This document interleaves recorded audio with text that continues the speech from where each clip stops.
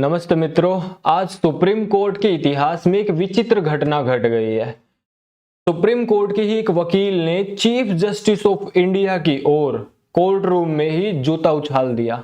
आपको मैं एक वीडियो दिखाता हूँ। सीजीआई पर कोर्ट रूम में जूता फेंकने की कोशिश हुई है। एक वकील ने जूता फेंकने की कोशिश की।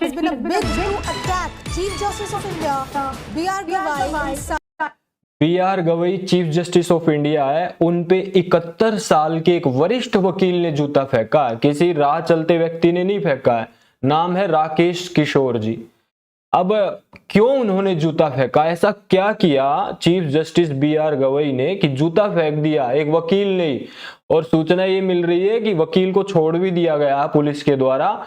और अब दिल्ली पुलिस से वकील ने अपने जूते की डिमांड की कि भाई मेरा जूता वापस लाओ। अब वो आप न्यूज देख लेना। लेकिन उन्होंने ये भी कहा साथ के साथ वकील ने जूता फेंकते वक्त या वो लग पाया, फेंक पाए, नहीं फेंक पाए, उसकी कोई सूचना नहीं आ पा रही।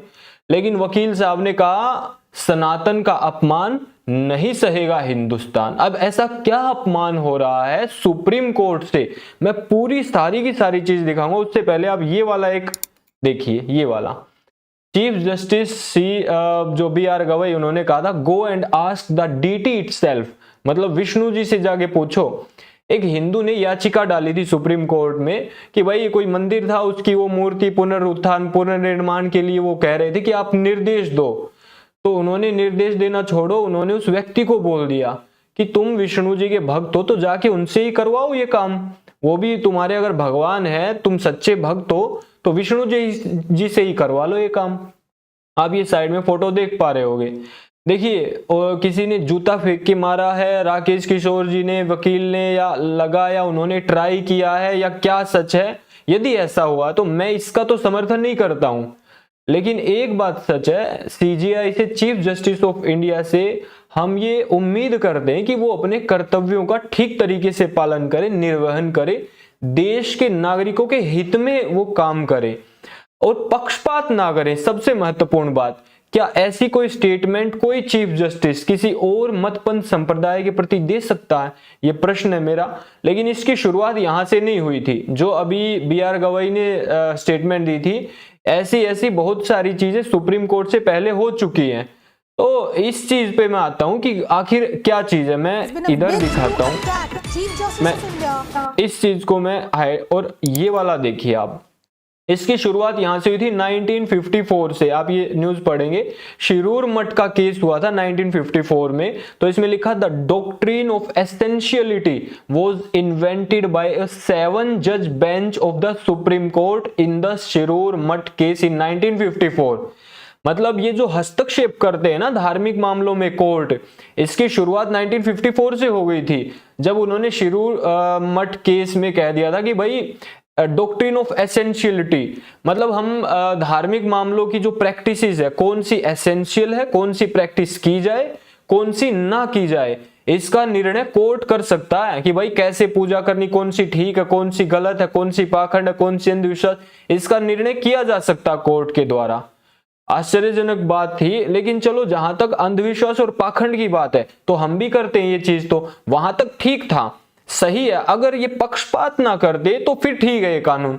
लेकिन एसेंशियलिटी का ये जो डॉक्ट्रिन ऑफ एसेंशियलिटी है और प्रैक्टिसेस में जो हस्तक्षेप किया गया, वो केवल हिंदुओं का किया गया, इस्लाम या अन्य दूसरे चीजों पे नहीं किया गया। तो ऐसा पक्षपातपूर्ण निर्णय कहीं ना कहीं अननेसेसरी तो था ही, प्रोवोकेटिव भी था, उत्तेजना भी पैदा करता है ये एक समाज के लोगों में, मैं विशेष तरीके से कहूं तो सनातन धर्म के लोगों में, कि उनकी पूजा पद्धति में तो हस्तक्षेप किया जाता है, दूसरों के अपने खुद के कानून हैं, उन पे कोई नहीं बोलता है।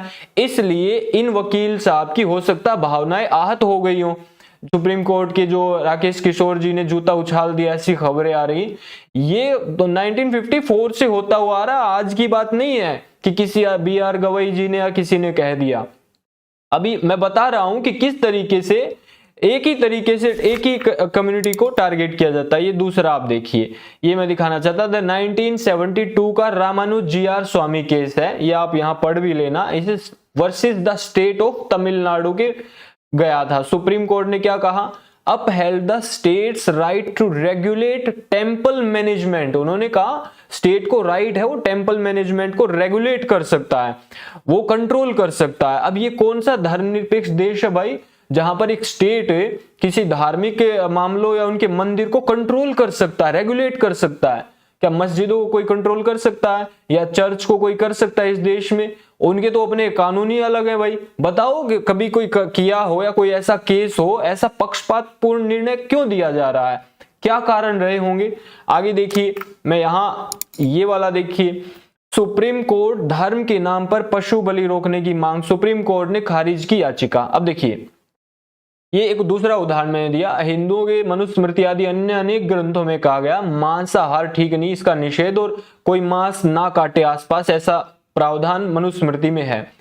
सेम लगभग ऐसा ही प्रावधान आर्टिकल 48 में अपने संविधान में भी है, जिसमें कहा गया कि भाई state shall endeavour to prevent animal slaughter, कि राज्य को, ये अपने कानून में है संविधान के, कि राज्य को ऐसे प्रयास करने चाहिए कि एनिमल स्लॉटर कम ना हो पाए, एनिमल जो स्लॉटर में ना जा पाए उनको। ये एक तरीके से दया वाला आर्टिकल है, अच्छा आर्टिकल है, लेकिन इस आर्टिकल पर आज तक कोई कुछ नहीं हो रहा है, कभी लागू नहीं हो पा रहा है आर्टिकल। तो ये दोगलापंथी इस देश में सरेआम चल रही है। संविधान में जो कहा है वो तो नहीं हो पा रहा। खुलेआम स्लॉटर हाउस है, खुलेआम जीव जंतुओं को, पशुओं को काटा जा रहा है, उनके अलग रूल एंड रेगुलेशन बना दिए। तो किसी व्यक्ति ने सुप्रीम कोर्ट में जाके याचिका ठोक दी कि जी हम नॉनवेज वाले हैं और हमारे इर्द गिर्द अगर धर्म के नाम पर या किसी और तरीके से मांस या खाया जा रहा, काटा जा रहा है, हमारी भावनाएं आहत हो रही हैं। तो सुप्रीम कोर्ट ने क्या कहा? सुप्रीम कोर्ट ने कहा कि देखो जी 2015 में पशुओं को मारने की परंपरा रोकने की एक याचिका डाली किसी ने कि पशुओं को ना मारा जाए, ऐसी याचिका सुप्रीम कोर्ट में डाल दी तो 2015 में, आप देख सकते हो साथ में। तो सुप्रीम कोर्ट ने क्या कहा? देखो जी बहुत पुरानी, सदियों पुरानी परंपरा, हम इसमें हस्तक्षेप नहीं कर सकते। अच्छा, दूसरी चीजों में तो तुरंत हस्तक्षेप हो जाता है। जहां पर हिंदुओं की बात है, उनकी पूजा पद्धति में भी हस्तक्षेप करने के वो बना दिया। आप ये देखो ना, आश्चर्य, मैंने अभी उदाहरण दिया आपको। हमारे यहाँ तो प्रैक्टिसेस भी कैसे की जाए ये कोर्ट निर्धारित करेगा। और उनके जो हमारी याचिका ऐसी डाल दी कि जी हमारी भावनाएं आहत हुई है, तो कहते हम कुछ नहीं कर सकते जी, कहीं और जाओ। ऐसा ही अभी BR गवई जी ने कहा, किसी ने कहा जी हमारी जो देवता की मूर्ति है, मंदिर, ये प्रांगण है, इसको ठीक करवाया जाए, ये आहत हुई है किसी ने, तो कहा भाई स्वयं ही करवा लो, अपने देवता से ही करवा लो। हाँ करवा लेंगे भाई। फिर ये स्टेट जो मंदिरों को कंट्रोल कर रहे हैं, सारा दान का पैसा इधर उधर हो रहा है, कितने समय से आ रहा, करप्शन हो रहा मंदिरों के मैनेजमेंट में, उनको आप छोड़ दो, हिंदुओं को ही सौंप दो, उनके जितने चलाने वाले हैं वो सब संभाल लेंगे उस पैसे को।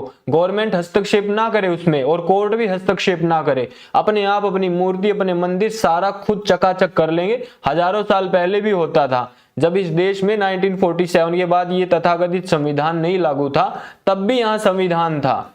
ये इस देश में मूर्ख नहीं है लोग, कोई सोचता हो, ठीक। तो आप देखो ये आर्टिकल जो संविधान का ये आर्टिकल है, इस आर्टिकल को इंप्लीमेंट नहीं किया जा रहा है, आर्टिकल 48 को। आश्चर्य की बात है ये। और आप ये वाला देखिए, ये वाला मैं आपको बताता हूं, ये आर्टिकल 25 है, जिसमें सोशल रिफॉर्म्स को आधार बनाकर सुप्रीम कोर्ट ने कितनी सारी हिंदू परंपराओं को मतलब उसमें दखल अंदाजी दी है। इसी के आधार पर क्या था ये मामला? ये था रामानाथ अय्यर और नटराजा स्वामी वर्सेस नटराजा स्वामी केस था, सुप्रीम कोर्ट में गया। आप पढ़ रहे हैं, मैं भी पढ़ के बता रहा हूं आपको। तो मंदिर की सब प्रॉपर्टी और पूरी मैनेजमेंट उसी के अंडर होती है, यानी कि भगवान उस मूर्ति को, मंदिर को एक लीगल पर्सन का वो कह दिया कि वो एक लीगल पर्सन है। और एज ए लीगल, आप यहां पर देख लेना, the deity as a jurisdiction person capable of owning property. Deity देवता, वो एक लीगल पर्सन इन्होंने कह दिया, और वो प्रॉपर्टीज को ओन कर सकता है, उसका मालिक हो सकता है। तो मतलब उसके खिलाफ कोर्ट में केस हो सकता है, डीटी या मंदिर के विरुद्ध कोर्ट अपने निर्णय सुना सकती है। इसी कानून को आधार बनाकर सुप्रीम कोर्ट ने ना जाने कितने ही केसेस में हिंदू मंदिर या इनमें दखल अंदाजी की है। लेकिन दूसरी ओर आपने देखा होगा, कभी कोर्ट ने या इधर उधर से अल्लाह को या फिर मोहम्मद को या फिर जीसस को या फिर यहोवा को लीगल पर्सन या जो यहाँ कहा जूरिसडिक्शन पर्सन नहीं कहा है। कहा हो तो मुझे बता देना, मेरी नॉलेज में नहीं है। हो तो भाई कोई आगे मुझे प्रूफ दे कि ऐसा कहा उनके प्रति भी। मुझे नहीं लगता कभी भी ऐसा स्टेटमेंट उनके प्रति ऐसा दिया गया। मतलब ये हुआ कि ये कानून केवल हिंदुओं पर लागू होता है। और वैसे भी भाई मुस्लिमों का तो अपना वक्फ लॉ आपने देख ही लिया होगा, या मुस्लिम पर्सनल लॉ बोर्ड और वो सब चल ही रहा है, तो उनके तो अपने खुद के कानून हो जाते हैं। ऐसा देखते हैं तो मंदिरों में रखी मूर्ति होने के कारण उसको कंट्रोल कर सकती है अब कोर्ट। कानून ऐसे बनाए गए कि इनको तो कंट्रोल किया जा सकता है कोर्ट के द्वारा। आश्चर्य की बात है। मतलब मैं इस प्रकार के पक्षपातपूर्ण निर्णय जो स्वाभाविक रूप से समाज में उत्तेजना पैदा कर सकते हैं, यदि आप किसी एक मत पंथ संप्रदाय या धर्म के लोगों को टारगेट करके वैसे वैसे कानून बना करके आगे बढ़ाओगे। मैं एंडोर्स नहीं करता हूं ऐसी किसी चीज का या ऐसी किसी घटना को कि किसी के प्रति की जाए, वो भी चीफ जस्टिस ऑफ इंडिया। लेकिन चीफ जस्टिस ऑफ इंडिया हो या कोई भी हो, लोगों की भावनाएं महत्वपूर्ण है। और किसी की भावनाएं, उनके देवी देवता है, उन पर ऐसी टिप्पणी करना, एक कोई सड़क छाप नॉर्मल व्यक्ति करे तो चलो ठीक है, लेकिन बहुत बड़े बड़े चीफ जस्टिस और दूसरे लोग यदि ऐसी स्टेटमेंट देते हैं तो भाई ऐसा लगने लग जाता है कि फिर इस देश में हमारे लिए तो इसका तात्पर्य है कि न्याय के दरवाजे बंद हो चुके हैं, क्योंकि हमारे प्रति तो सोच ऐसी है इन लोगों की। वैसे भी रिटर्न में नहीं कहा, वो normal statement chief justice of India ने दी थी विष्णु जी के प्रति, तो वो तो बनती ही नहीं थी ऐसी नॉर्मल स्टेटमेंट देनी। इतने बड़े पद पर बैठे हुए, संवैधानिक पद पर बैठे हुए व्यक्ति से आशा और अपेक्षा नहीं की जाती। तो इसलिए वैसे भी देश का आप देखते ही होंगे कितना करप्शन है, कितने केसेस पेंडिंग है, अन्याय होता है, बहुत लोगों को न्याय नहीं मिल रहा कोर्ट से।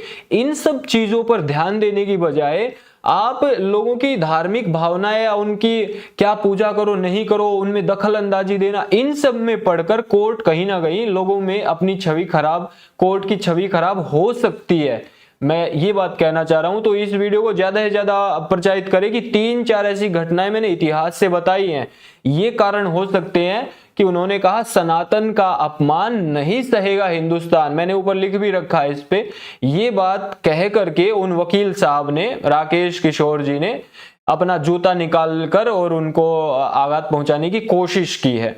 अब दिल्ली पुलिस उनका जूता देती है या नहीं देती है, ये देखने वाली बात होगी। मैं न्यूज चैनल वाले की तरह बोल देता हूं, तो आप बने रहिए और आगे इसकी अपडेट आपको न्यूज चैनल से मिल जाएगी। इस वीडियो को शेयर कर देना। राहुल आर्य यूट्यूब चैनल सब्सक्राइब कीजिए, बेल आइकन जरूर दबा लीजिए। निरंतर कंटेंट आ रहा, शनिवार रविवार को 2 दिन रात को 9 बजे लाइव आती है।